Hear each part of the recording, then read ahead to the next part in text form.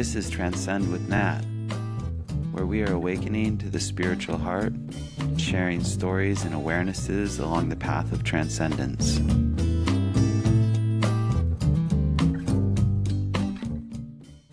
Hi, and welcome to Transcend with Nat. This is Nat. I am your host. And today we're going to talk about some really serious things. Really serious. No, I'm just joking. Nothing that serious, honestly. But first, I want to tell you about some things that I've got on offer. And one of them is this new gathering I'm doing on Tuesday nights. That is a light gathering. It's an opportunity for you to tune back into the light. We'll call on the light, do a light meditation with that focus of the spiritual light, give you an opportunity to let go of the challenges, the disturbances, the difficulties of life into the light, as well as put things that you're looking forward to that you'd like more of that spiritual energy on. And that's an opportunity for you to just take time away from this world and move your awareness and your focus into the light with sharing and with contributions and other opportunities as I experiment with this new program. So every time will probably be different for now because I am going to be experimenting with different ways of doing it. And I'd love you in on all the fun and action that's going to be happening. So if you want more information on that, you can go to my website, transcend.online, and anything that I've got going on will be on my website. Besides this podcast, I have a weekly newsletter called Transcend with Nat as well. That's available on Substack, and you can get it on my website.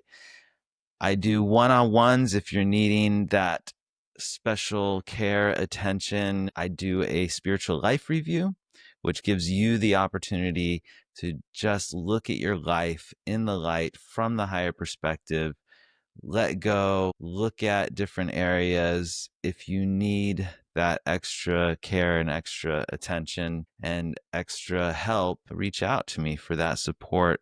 I've also started doing a shorter version of that, much shorter. The spiritual life review lasts about an hour. Sometimes we go over, and you can get more information about that as well and sign up for that on my website.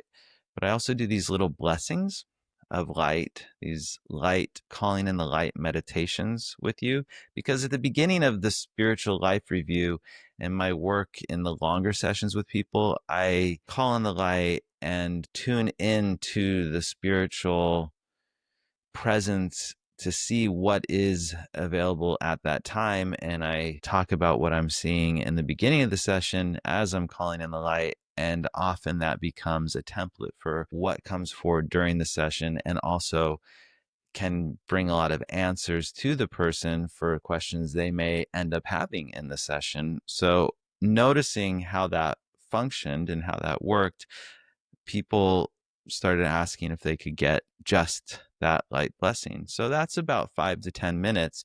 And if you want to do one of those, just reach out to me through my website, transcend.online. So let's talk about those really serious things, because everyone's so serious these days. Everything is so serious. Everything is outrageous. Everything is the end of the world. It's actually not that serious. I know you think it's that serious, but it's really not that serious. This world has been pretty much just like it is in the core elements of what makes up people, our experience, and this world. It's been like this for time eternal. As long as we've been around here, this world has been like this. There's plenty of opportunity for enjoyment, for fun, for having a good time. Not everything that doesn't go your way is the end of the world. Not everything is that serious. I know you look at the news and social media loves to make you upset about whatever, anything really. If they can make you upset, they can keep your attention. And then they make you upset. It happens to me too. I'm in on this great conspiracy of keeping my eyeballs on social media, because that's what they do. They want us to be upset. The news, everyone, politicians, the more upset we are about what's going on, the more attention they get. It's just not that serious. If you look throughout history, if you're listening to this podcast, you probably have it better than almost anyone has ever had it in the history of humanity. And as bad as things are, as corrupt, as difficult, as challenging, if you're listening to this, it's probably better than most people have had throughout history. And honestly, it's just not that serious unless you see it that way. And then go be serious. You get to choose. You get to choose how serious you decide everything that's happening is. Is it worth you being upset, disturbed, outraged? And does that really change anything for the better? Because it seems to me that the more upset people are getting, the more outraged they're getting, the more serious they're getting about everything, that things are actually getting worse. So maybe stop doing the same things. Maybe start having fun. I know there's a concept. Have a little bit of fun. Be a little lighter towards life. Laugh a little bit more. Lighten up. Maybe. Any takers on that? I think it'll be more fun. And if people are having a bit more fun, if they're not taking everything so seriously, then maybe things will just get a little less serious. Maybe things will get a little bit more enjoyable. Maybe there'll be less separation between people if we just lighten up just a little bit. And to talk a little bit about this more, I am going to reference my latest book, Transcending the Practice of Spiritual Living, Volume 2. That is available on Amazon. I'm going to be talking about or reading from a chapter that is called It's Not That Serious. You see, this is a story about an evening I had surfing with my friend and his young daughter. She was probably 10 or 11 at the time. One of the wonderful things about living in a Latin culture, living here in Puerto Rico, is that all the kids have tons of aunts and uncles, tios and tias. So I get to be a tio, I get to be an uncle to all of my friends' kids, which is really fun. And this story revolves around the daughter of one of my friends. She's an amazing surfer. She will probably, if she maintains this trajectory, end up in the Olympics. Like, that's how good she is. Who knows? But that just gives you an idea of the level she is surfing at. Way better than me. Even though I'm her elder, I'm definitely not that level of surfing. But we have fun. And this night, this story takes place. I was out surfing this stretch of coast. It was near the holidays. Her dad and I were sitting there talking in the water, surfing. This is a stretch of coastline that not a lot of the tourists go to, not a lot of the gringos go to, not a lot of women are at. It's pretty much just the local boys. And this evening was no different because it breaks on this reef, and pretty much the whole coastline is jagged rock, and so you have to know where to get in and out, and it's just not as inviting, not as friendly, especially if you don't live here, you're not from around here. And a lot of the women just don't seem to want to surf it for some reason. There are a few, but this little girl was having a blast, and she had this sea sponge that she got a hold of, and she had it on her head, and she named this sea sponge Jessica.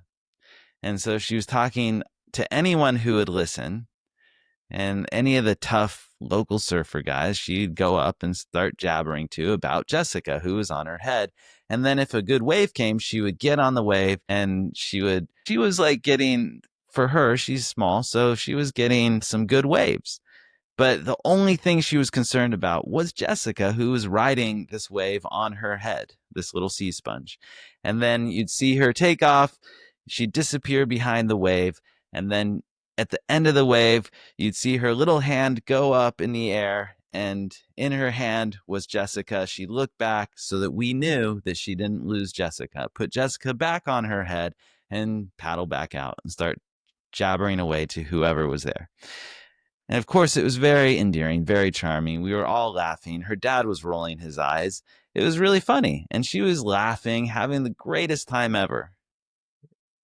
And to me, all these hard surfers, they were all just laughing too. They were all amused by this little girl and her sea sponge, Jessica.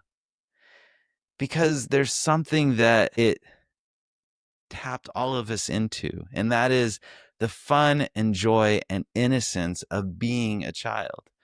And it didn't hurt that it was this beautiful sunset, that it was the holiday season, everyone's in the holiday mood. But there's something about that innocence and that joy, that unbridled joy and laughter of a child just having a good time and making up stuff and playing, that as adults we forget about.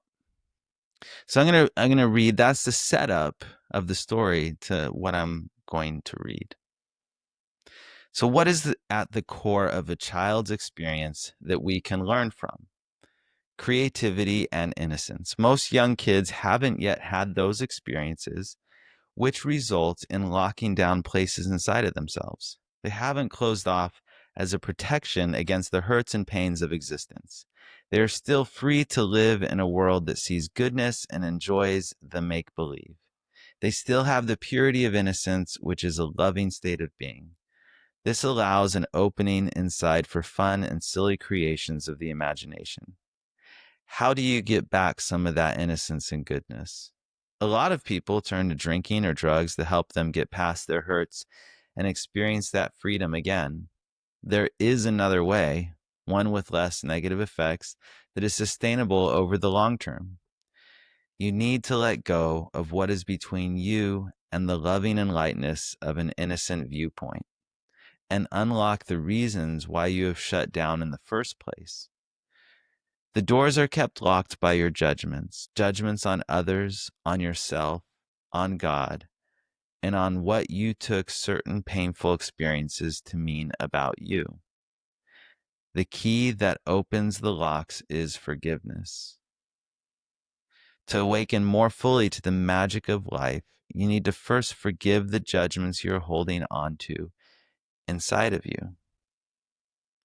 As an adult, we are confronted with hard realities of the world. There's a lot of pain. There's poverty. There's seeming unfairness. There are wars. There are horrible things people are doing to each other for many reasons. To have the pure consciousness of a child when bombarded by so much darkness not only seems next to impossible, but one must question whether it is even appropriate.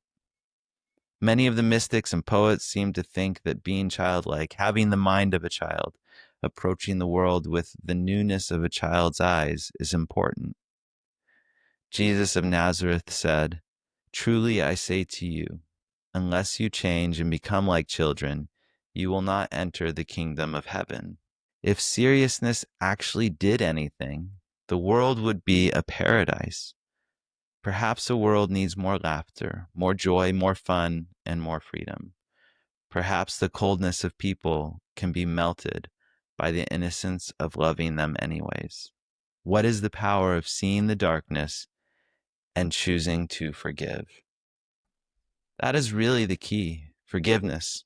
If you want to move from seriousness, from the heaviness of how you're perceiving the world, from all the upsetting and disturbing things you are looking at and perceiving in the world, into a lighter way of viewing the world, into a lighter consciousness, a consciousness more full of light, of loving, of joy, where you experience the buoyancy of the higher perspective, where there's greater loving and that innocent viewpoint of children, where you can laugh freely and play and let go of those things that have caused you to contract into that coldness of the serious viewpoint. The way is forgiveness. That is the key. And one of the ways we can approach using forgiveness is by simply using forgiveness statements. And what are you forgiving? You're not forgiving the way things are. You need to accept the way things are. Acceptance, cooperation, understanding, these are how you approach the way things are. The forgiveness comes in when we judge the way things are. That's what's causing the blocks, is our judgments about the way things are. The judgments often are based on beliefs and ideas that things should be different. This person should do this or be this other way. The world should be different. The government should do this or do that. Our shoulds are often where our judgments are kept. And they're kept in this negative emotional block of energy within us. And those judgments create the serious viewpoint. So if you want to unwind that, you can use forgiveness statements towards the judgments you are holding, such as, I forgive myself for judging, and then whatever those judgments are. I forgive myself for judging myself for the way in which I'm approaching this thing. I forgive myself for judging myself for not having a more happy demeanor. I forgive myself for judging myself for forgetting my own divinity and the goodness of others. I forgive myself for judging myself for getting angry at this person and losing control. I forgive myself for judging myself as not good enough. So there's all sorts of ways you can forgive yourself for judging yourself. Then you can forgive yourself for judging others, for judging the world, judging God. I forgive myself for judging others for seeing this particular political viewpoint. I forgive myself for judging those people as bad. I forgive myself for judging that they should see it how I see it. I forgive myself for judging them as stupid idiots. There's so many ways that you can forgive your own judgments on what is, on what other people are doing, on what's going on in the world. But the key is you're forgiving your judgments because you want to release the blocks inside of you that you're putting between you and your acceptance of reality. Because once you move into the acceptance, there's greater opportunity for understanding, for cooperation, and for loving and compassion. So forgiveness becomes the greatest key. And that's one way you can use forgiveness to move through these difficult things that we feel inside towards what's going on, that's creating all of this seriousness, so that we can move more into the humor of life, the connection with others in the lightness of life, and enjoy life a lot more and enjoy the goodness of life. I'm going to read a little bit more from this book, Transcending the Practice of Spiritual Living, Volume 2, which is by me, Nathaniel Sherritt. At some point, you built walls to protect the innocent you from the horrors of the world.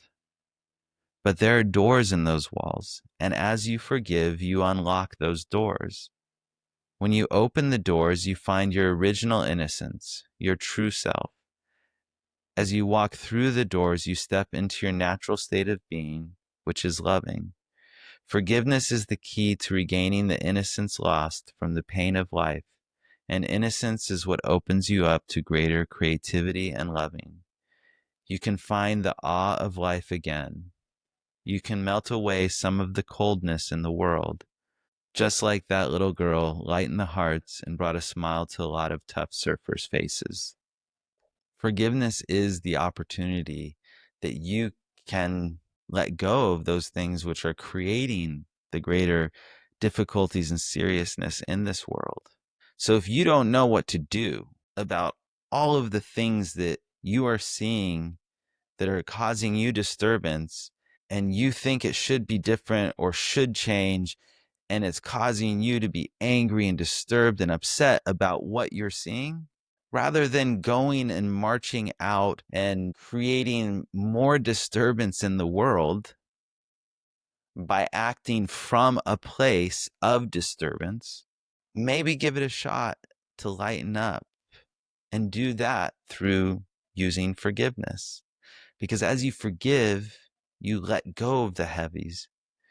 The seriousness can melt away, and then you can see things from a lighter perspective, from a more joyful place inside of you.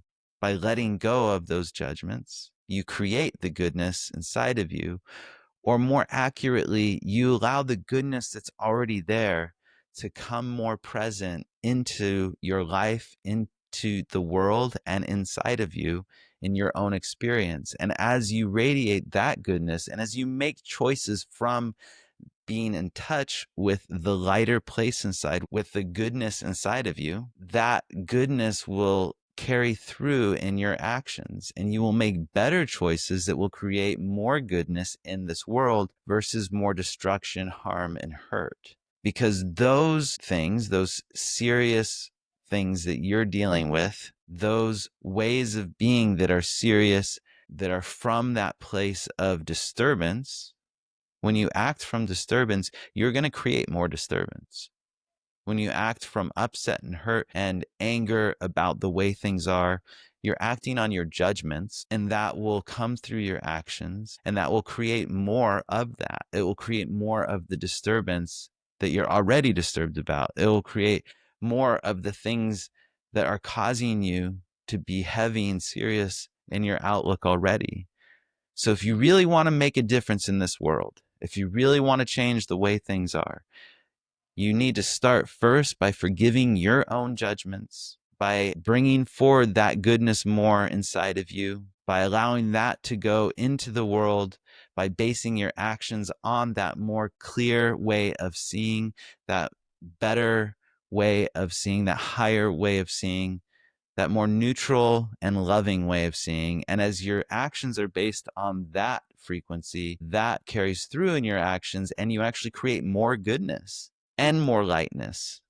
And then you can have more fun, and you'll be more in that childlike, not childish, but childlike mentality of seeing the awe and the beauty of life once again.